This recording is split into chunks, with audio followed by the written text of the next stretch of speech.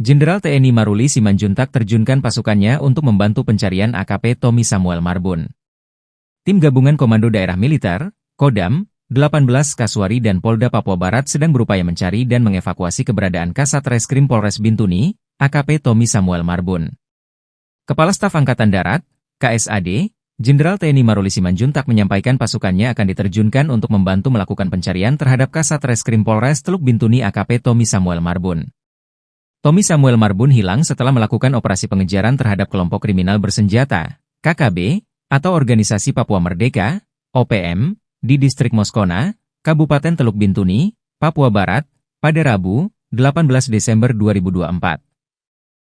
Ia menjelaskan TNI akan berkolaborasi dengan polisi dalam pencarian terhadap AKP Tommy Marbun. Namun demikian, ia perlu memeriksa rincian kejadian yang menyebabkan hilangnya Tommy Samuel Marbun. Tumpal Marbun dan Elfrida Gultom tidak kuasa menahan tangis setelah mengetahui kabar putranya AKP Tommy Samuel Marbun hilang. Mereka memohon doa dan dukungan dari Presiden Prabowo Subianto untuk mencari putranya Kasat Reskrim Polres Teluk Bintuni, Tommy Samuel Marbun.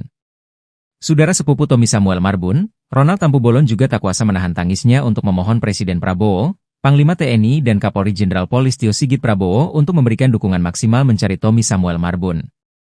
Calon Wakil Wali Kota Pematang Siantar 2024 hingga 2029 ini mengatakan bahwa adik sepupunya itu selama ini begitu berdedikasi pada negara. Sosok Tommy beberapa kali berhasil melakukan operasi melawan KKB atau OPM di wilayah kerjanya. Menurutnya bisa diturunkan seperti anjing pelacak, tim penyelam dan tim pelacak untuk menelusuri hutan, gunung dan rawa-rawa.